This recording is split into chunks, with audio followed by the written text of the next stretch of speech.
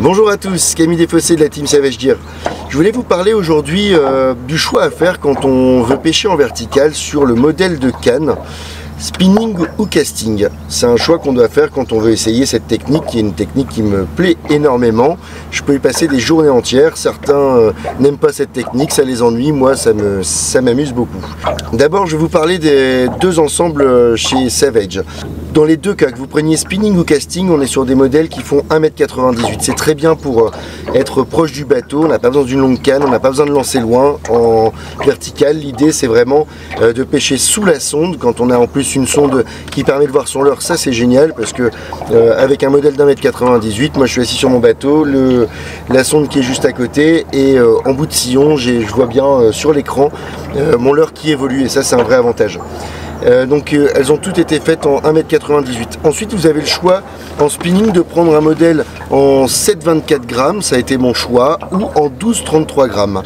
Le choix des grammages par les concepteurs des cannes Savage Gear a été bien fait puisqu'en fait c'est ce que je vais expliquer après, mais moi j'utilise pour des gros poils à casting et pour des petits poils à spinning. Elles sont toutes en 1+1, donc c'est un talon démontable. On a le talon et la canne en monobrin du coup. C'est hyper sensible, on a vraiment, on ressent tout, le moindre petit à-coup, on arrive à le percevoir puisque justement la canne a été prévue pour ça. Mes deux cannes sont montées en moulinet léger parce que le but c'est pas de lancer loin encore une fois. Là pour la spinning je suis sur un SG4 en taille 1000 et puis pour ma canne casting je suis sur un SG8 en taille 100. Ce qui fait des combos très légers.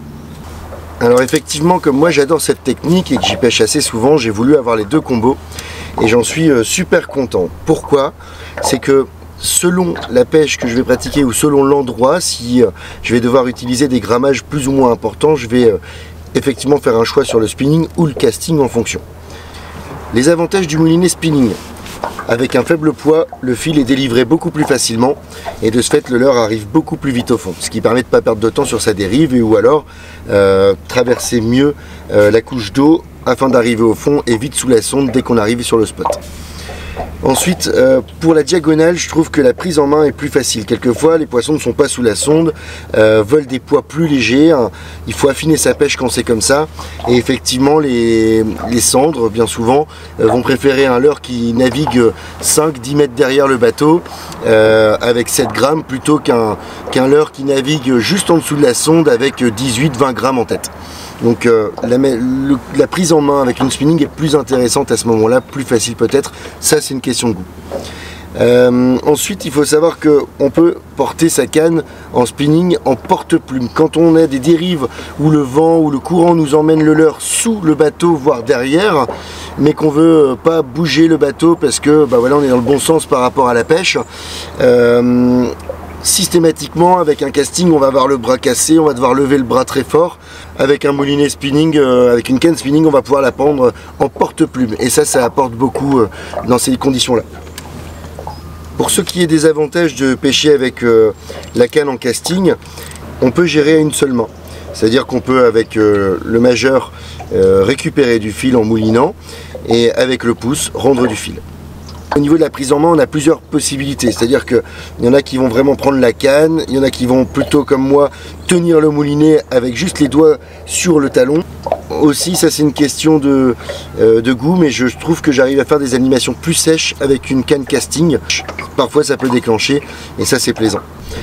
Le vrai avantage de pouvoir alterner par contre, c'est que parfois une journée complète avec la même position de main, de bras peut commencer à faire un petit peu mal. Je change de canne et j'ai une autre position, ce qui fait que je ne travaille pas le même muscle, j'évite les tendinites. Alors évidemment si vous voulez vous mettre à la pêche en verticale, faire le choix d'acheter les deux, c'est peut-être un petit peu osé, vous n'êtes pas sûr que ça vous plaira. L'idée c'est de vous dire plutôt quel type de spot je vais pêcher particulièrement. Moi ici quand je suis sur un canal comme là, je vais beaucoup plus utiliser ma petite spinning parce que les profondeurs ne dépassent pas en général 4 mètres, 4 mètres 50.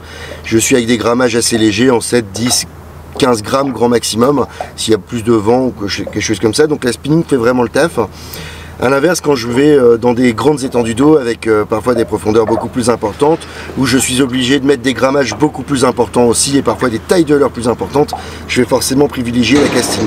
Donc vous, au lieu d'acheter les deux dans un premier temps, familiarisez-vous déjà avec cette technique, avec l'une des deux cannes qui correspondent le plus à vos spots, et régalez-vous surtout. Je vous souhaite beaucoup de réussite verticalière.